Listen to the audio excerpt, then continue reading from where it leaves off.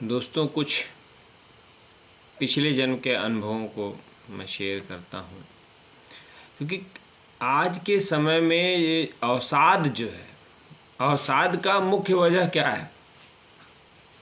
Non acceptance. हमारे साथ जो हो रहा है उसको हम स्वीकार नहीं करना चाहते। ये बड़ी वजह है अवसाद की। एक व्यक्ति कल को लाख रुपए महीने का कमाता था, आज घर बैठा है, उसको 20,000 रुपये महीने कमाने का ऑफर आ रहा है, वो नहीं कमाएगा। 2 महीने बाद उसको 20,000 का भी ऑफर नहीं रहेगा, वो अवसाद में चला जाएगा, घर से 20,000 लगने शुरू हो जाएंगे। तो एक्सेप्टेंस कैसे आए? एक्सेप्टेंस तब आए जब हमको पता हो जो हमारे साथ हो रहा है वो पूर्व में हमने ही प्रावधानित कर रखा है। एक बहुत अच्छा किस्सा मैं बताता हूँ। मेरी एक क्लाइंट थी, वो आई मेरे पास पास्ट लाइफ कराने के लिए। उनके मदर फादर ने जहाँ पे उनकी शादी कर दी थी वहाँ उनका मन नहीं लगता था। उनका पूर्व में एक कोई बॉयफ्रेंड था जिससे वो शादी करना चाहती थी। अभी वो प्रेग्नेंट थी। तो मेरी अच्छी मित्रों में से थी, वो मेरे पास आई, मुझसे पूछने लगी कि प्रवेश, मेरा मन बहुत अशांत है, अगर मुझे पता चल सके कि पिछले जन्म में मैंने ऐसे कौन से कर्म किए थे कि मेरे साथ ऐसा हो रहा है, तो मैं शायद इसको एक्सेप्ट कर पाऊँ। हम उनको उनके पिछले जीवन में जब ले गए तो हमने देखा जो वर्तमान में, यानी उनके माँ बाप ने उनकी इच्छा के विरुद्ध इस जीवन में जिससे शादी कराई है, वस्तुतः पिछले जीवन में वही उनका पति था। और एक बहुत अच्छी बात थी, पिछले जीवन उनका अच्छे से बीत रहा था,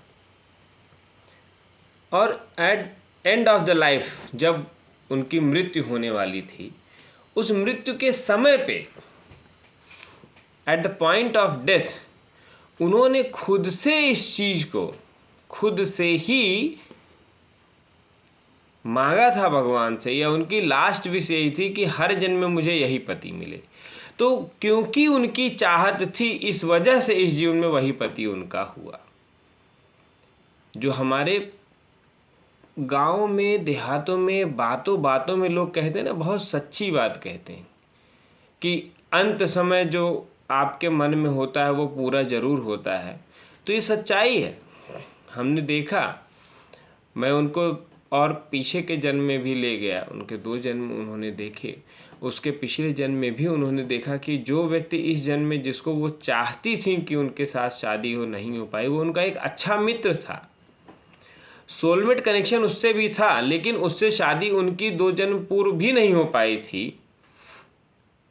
ये वजह थी कि कहीं ना कहीं एक सोलमेट कनेक्शन था, लेकिन चूंकि हमारी ही विश थी, यानी 2 जन्मों से पूर्व जब उन्होंने देखा कि उनकी विश थी कि इस व्यक्ति से ही उनकी शादी हो अगले जन्म में, उनकी विश के कारण इस जन्म में उनकी शादी हुई है, उससे वो पूर्ण संतुष्ट हुई।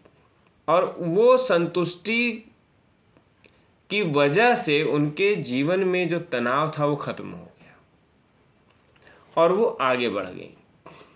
तो इस तरह के कई अनुभव मेरे साथ के हैं, जिसमें हमने लोगों के साथ जब एक रिग्रेशन थेरेपी में हमने पाया कि कहीं ना कहीं कर्मों का निर्धारण हमने स्वयं कर रखा है। और एक ऐसे केस था हमारे मित्र का, बहुत अच्छा अधिकारी था वो, चंडीगढ़ का। उसने देखा कि एक आईपीएस ऑफिसर था वो पिछले जीवन में,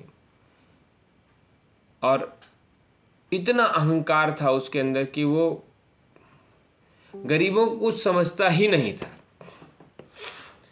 कोई फरियादी उसके पास अपनी बात लेके आ जाए, सुनता ही नहीं था।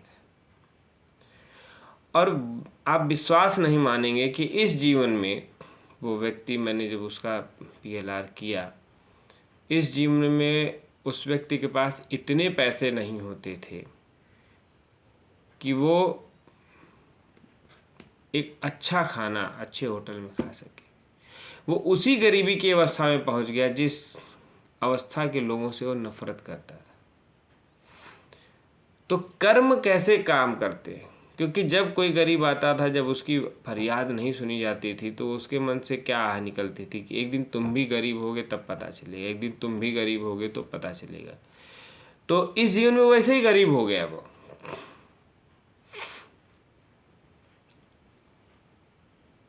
सत्य क्या है कि हम कर्मों का निर्धारण जाने अनजाने अपने नए कर्मों का निर्धारण कर रहे हैं। और हमारे कर्म सुधरेंगे कैसे? हमारे कर्म केवल तभी सुधरेंगे जब हमारे अंदर एक्सेप्टेंस होगा। तो जो आपके साथ हो रहा है वो आपके स्वयं के कारण हो रहा है, इसलिए उसका एक्सेप्टेंस रखिए। एक्सेप्टेंस रखेंगे तो विरोध नहीं उत्पन्न होगा, और जब विरोध नहीं होगा तो मन में अशांति नहीं आएगी, और अशांति नहीं आएगी तो जो भी कार्य आप कर रहे हैं ना तो आपको छोटा लगेगा ना बड़ा लगेगा, कार्य कार्य लगेगा, और आपकी तरक्की उत्तरोत्तर सुनिश्चित होती जाएगी। इसलिए जो भी कार्य आप कर रहे हैं उसको मन वचन क्रम से मानिए कि आपके द्वारा LBL में निर्धारित किया हुआ कार्य है।